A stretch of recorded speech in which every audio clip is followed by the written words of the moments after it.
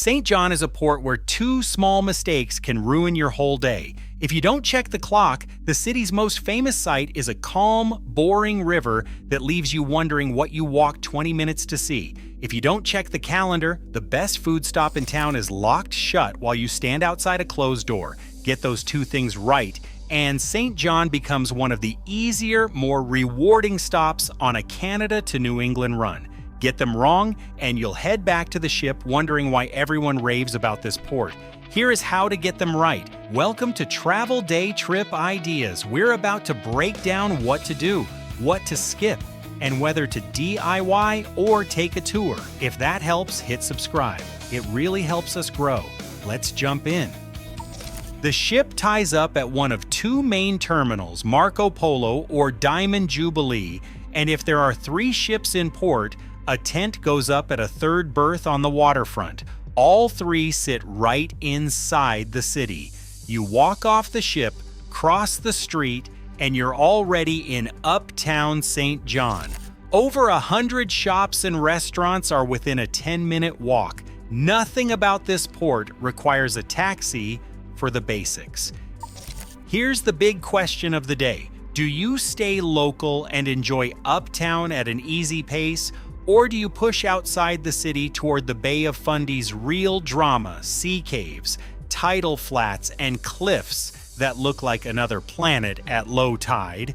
Both are good days. Neither is wrong, but you cannot really do both well, and trying to squeeze in the biggest side trips without a plan is where cruisers get in trouble. If you stay in the city, you will lean on your feet. Walking covers almost everything you came to see. If you go out to the Fundy coast, you want a tour, not a taxi. This is a port where tides, timing, and country roads matter more than they look like they should. A quick note on tours. Cruise line excursions are easy, but you often pay much more for the same experience. Local tours usually offer smaller groups, better value, and more time at the actual sites instead of waiting in big groups. The reputable ones know cruise timings and build in a sensible return buffer.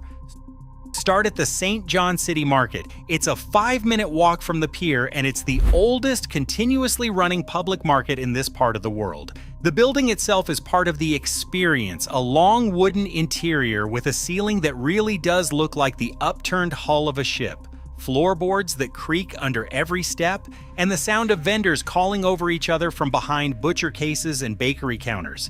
The air shifts as you walk, fresh bread at one end, seafood and ice in the middle, roast coffee and cinnamon near the cafes. Here's something most cruisers miss. Right inside the market, there's a stand selling Dulse. It's dried purple seaweed harvested off the Bay of Fundy coast, eaten here as a snack the way other places eat chips. Buy a small bag, try one strip. It's salty, chewy, and mineral. A taste memory most people leave this port without ever finding. First warning, and it burns cruisers every season. If your ship is in port on a Sunday, the city market is closed. If you've built your morning around it without checking, you'll walk there, find locked doors, and lose your anchor site for the day. A quick glance at the market's hours before you leave the ship saves you the walk. From the market, head down toward the water and pick up the Harbour Passage, a clean, flat walking path that hugs the waterfront and leads you toward the most talked about site in St. John, the reversing rapids. The walk takes around 20 to 25 minutes. About halfway along, you will pass the Area 506 Container Village, a waterfront block built from stacked shipping containers painted in blues, reds, and yellows, opened out into food stalls, a small bar, coffee counters, and local retailers. In season, there is usually live music drifting off one of the container rooftops, the smell of grilled seafood and fryers in the air, and a mix of locals and ship passengers on picnic benches with a beer in front of them. It is a good pit stop on the way out and a better one on the way back. Keep going a few more minutes and you'll reach the Skywalk viewpoint over the rapids. If you only do one thing today, make it this. It's a glass floor deck that hangs out over the whirlpool where the St. John River meets the Bay of Fundy tide. When the timing is right, you can watch a whole river flow backward beneath your feet. A lot of people book a tour here because the Fundy tide dictates everything. and a local guide will align the day around the right viewing windows. If you're deciding between a half-day Fundy Coast tour and a full-day Hopewell Rocks run, the half-day option is almost always the smarter choice for a cruise schedule. Lunch in St. John means one of two things: the lobster roll or the chowder.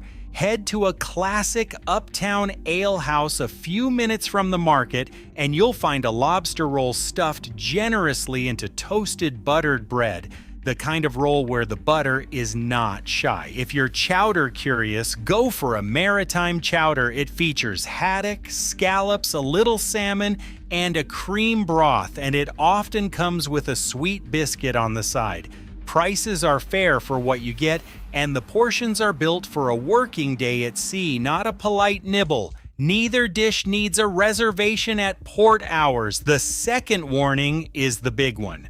Do not arrive at the reversing rapids expecting a roaring waterfall. It is not a waterfall. It is a tidal reversal, the incoming Fundy tide pushing the river backward through a narrow gorge. At slack tide, it is calm. At the wrong hour, you'll stand on the walkway wondering what the fuss is about. Check the tide schedule before you leave the ship. If you can aim for the window about an hour after low or high tide, you'll see whitewater, whirlpools, and the river genuinely moving in the wrong direction. In the afternoon, double back into the Uptown grid and walk the Trinity Royal Preservation Area. It's the Victorian heart of the city, with red brick warehouses, wrought iron balconies, narrow lanes between Prince William Street and Germain Street, and church spires that survived the Great Fire in the 1870s. Most cruisers walk straight past it because it doesn't announce itself. There is no ticket booth, no big sign, no queue. That's the charm. You will find small galleries, coffee shops, independent bookstores, and some of the best pubs in town tucked inside 19th century storefronts. If the weather's good, grab a patio drink and just watch the street for 20 minutes. If you've got time to spare and want one more view, a short cab ride out to the Carlton Martello Tower gives you a round stone fort on a hill with a sweeping view back over the harbor and your ship. It's not a full afternoon, it's a 40-minute detour that pays you in one really good photograph. Premium day, a small group Bay of Fundy tour out to the sea caves on the coast east of the city, a guided 4 or 5 hour run, walking inside the caves at low tide with a sensible return buffer built into the schedule. Good value for what you're seeing and the local insight you get along the way. Budget day, market in the morning, Harbour Passage walk to the Skywalk, Chowder for lunch, Trinity Royal stroll in the afternoon. No taxi, no ticket line, no tour clock, just feet and a few dollars for food.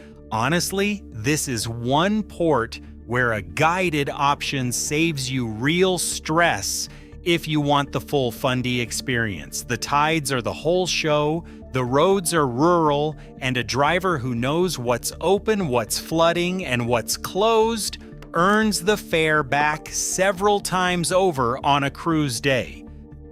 Third warning, the one that causes the most stress.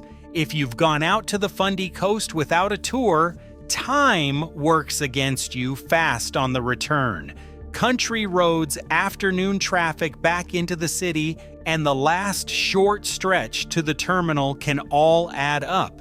If you are not back in Uptown 45 minutes before all aboard, you are cutting it close. The ship does not wait, and this is not the port to test that. Getting back to the ship is the easiest part of the day if you stayed local. Just walk. The terminals are signposted, and you'll see the hull from 3 blocks out. If a fog bank has rolled in while you were at lunch, and St. John does get sudden fog, the ship's horn does a lot of the navigating for you. There is something specific about walking the Harbour Passage on a clear afternoon in St. John, with the tide doing its second show of the day and the gulls pulling shifts over the containers. It feels like a real port city going about its real business, which is exactly what it is. We have added our favorite local tours in the description below. They are good value, smaller groups, and they have always got us back to the ship on time. Tell us how you would spend your day in St. John, and keep watching for the next port. Thanks for watching. If you want a little help making the day smoother, we've linked our recommended local tours in the description below. And the next cruise port guide is on screen. Click that and let's plan your next stop.